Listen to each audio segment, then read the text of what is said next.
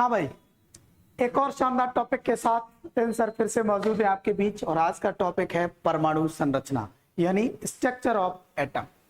आपने structure of atom यदि पढ़ा होगा तो उसमें ढेर सारे साइंटिस्ट को पढ़ना पड़ता है, उनके मॉडल्स पढ़ने पड़ते हैं।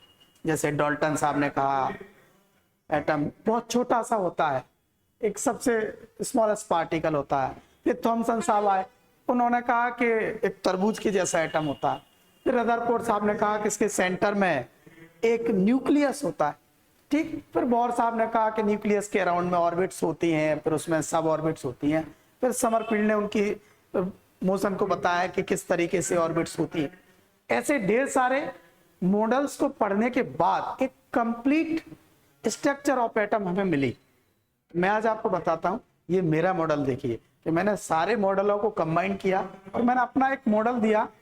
देने का मतलब ऐसा नहीं कि किताबों में आएगा, लेकिन ट्रिक्स बनाए, एक ऐसी ट्रिक बनाई जिससे स्ट्रक्चर ऑफ एटम बहुत आसानी से कभी ना भूलोगे। इस लेवल से मैंने उसको अरेंज किया। वो लेवल क्या है, वो स्ट्रक्चर का तरीका क्या है, वो आप देखिए। ठीक, देखते। सबसे पहले एक गोल होता है, ठीक, और ये गोल होता है न्यूक्लियस। क्या होता है बेटा? ठीक, इस न्यूक्लियस के अराउंड होती है क्या? ऑर्बिट्स। क्या होती है? ऑर्बिट्स। हिंदी में इनको बोलते हैं कक्षा।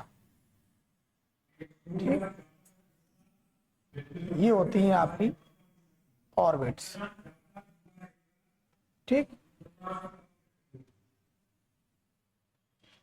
ये ऑर्बिट्स हो गई। इन ऑर्बिट्स का नंबर होता है ऐसे 1 2 3 4 5, इस तरीके से। ठीक, तो सबसे पहले इनको बताते जाएं कि ये क्या है बेटा।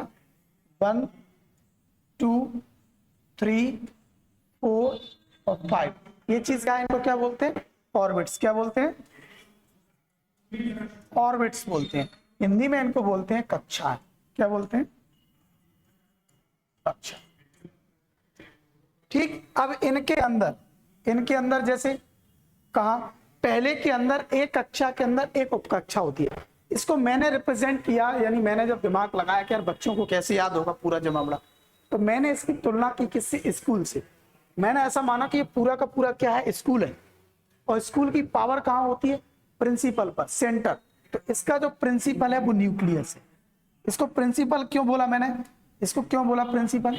इसको प्रिंसिपल इसीलिए बोला क्योंकि न्यूक्लियस के अंदर प्रोटॉन भी पाए जाते हैं। तो प्रोटॉन पॉजिटिव होता है, तो प्रोटॉन के ऊपर पावर, यानी न्यूक्लियस के ऊपर पावर, मतलब स्कूल की पावर प्रिंसिपल के पास। ठीक, फिर मैंने कहा कि बाहर गोल गोल होती है, ये होती है ऑर्बिट्स। तो ये भी क्या होती है बेटा? कक्षा। स्कूल में भी कक्षाएं होती है। ठीक, फिर कक्षाओं के अंदर क्या होते हैं? कक्षाओं के अंदर होते हैं सेक्शन। क्या होते हैं? जैसे पहले में एस, दूसरे में एस पी डी और एफ। कक्षा में क्या अंदर क्या होता है? स्कूल में सेक्शंस होते हैं, उपकक्ष। तो यहां पर भी ऑर्बिट के अंदर क्या होते हैं बेटा? उपकक्ष होते हैं, एस पी डी और एफ।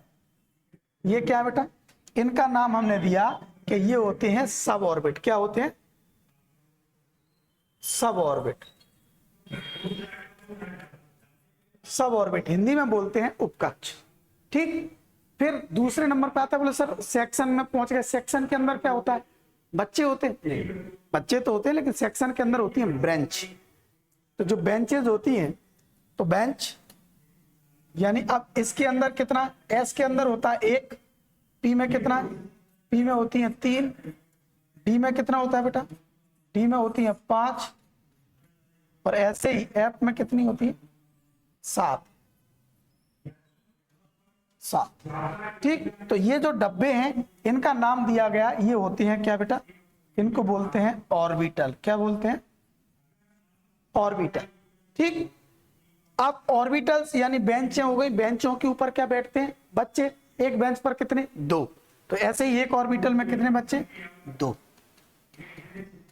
ठीक है, हर ऑर्बिटल में 2-2 बच्चे बैठते हैं, यानी 2-2 इलेक्ट्रॉन होते हैं। ठीक, तो अब इसको पूरा का पूरा सीक्वेंस याद करने के लिए देखिए शानदार अपनी ट्रिक्स पूरी बन के तैयार है। एक एटम होता है, बोलो होता है, एटम्स के अंदर न्यूक्लियस होता है, कहो होता है, ठीक। न्यूक्लियस के चारों तरफ क्या होती है बेटा, ऑर्बिट्स होती हैं।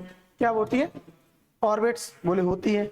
ऑर्बिट्स के अंदर बेटा क्या होती है, सब ऑर्बिट होती हैं, बोले होती हैं। सब ऑर्बिट के अंदर क्या होता है, ऑर्बिटल होता है बेटा, होता है। और ऑर्बिटल्स के अंदर क्या होते हैं, 2 इलेक्ट्रॉन्स होते हैं। अब अगर मैंने इसकी तुलना यानी इसको स्कूल के हिसाब से बताया तो क्या गलत बताया, मैंने कहा कि ये कैसा होता है बेटा, स्कूल के जैसा होता है। न्यूक्लियस कैसा होता है बेटा, प्रिंसिपल के जैसा होता है। ऑर्बिट्स मतलब होती है बेटा क्लासेस होती हैं, ठीक है। क्लासेस के अंदर बेटा क्या बताया था मैंने, सेक्शन होते हैं। सेक्शन के अंदर मैंने क्या बताया, बेंचेज होती हैं, ठीक। और बेंचेस के ऊपर क्या बताया बेटा मैंने, स्टूडेंट्स, ठीक। तो अब आप मुझे बताओ इतना अच्छा मॉडल कहीं है क्या। लोग बोल रहे हैं तरबूज जैसा होता है, अरे भाई एसएस धाकड़ सर बोल रहे हैं एटम कैसा होता है, स्कूल के जैसा होता है, काम खत्म। क्यों होता है, क्योंकि एटम के अंदर न्यूक्लियस होता है जहां पावर होती है, स्कूल में प्रिंसिपल होता है जहां उसके पास पावर होती है। एटम के अंदर न्यूक्लियस के अराउंड ऑर्बिट्स होती हैं, यहाँ स्कूल में भी प्रिंसिपल के अराउंड ऑर्बिट्स होती है, यानी कक्षाएं होती हैं, क्लासेस होती है। वहां ऑर्बिट के अंदर सब ऑर्बिट होती है, एसपीडीएफ। यहाँ कक्षाओं के अंदर क्या होते हैं, सेक्शंस, एबीसीडी, ठीक। वहां सेक्शनों में बेंचेज होती हैं, बेंचेज मतलब ऑर्बिटल्स होते हैं, डब्बा, एक डब्बा 3 डब्बा। यहाँ भी बेंचेस कैसी होती है, डब्बा टाइप की होती, अपन बना सकते हैं ऐसी, ये बेंचेज हो गए। यहाँ एक ऑर्बिटल में कितने बच्चे बैठे, स्टूडेंट्स बैठे हैं, सॉरी स्टूडेंट का मतलब इलेक्ट्रॉन कितने बैठे हैं, 2। यहाँ पर भी अपन 2 बच्चे बैठा सकते हैं। तो मुझे लगता है कि अगर एटम पढ़ना है और एटम की स्ट्रक्चर समझना है तो हमारा मॉडल जरूर याद कर लेना। इससे अच्छा मॉडल आपको पूरे हिंदुस्तान में नहीं मिलेगा, ये ओरिजिनल है, एकदम सेल्फ मेड, ठीक है। ऐसे ही और लाजवाब तरीके से केमिस्ट्री पढ़ने के लिए जुड़े रहिए, लाइक करिए, शेयर करिए और कमेंट करिए और मस्त रहिए, स्वस्थ रहिए। Thank you.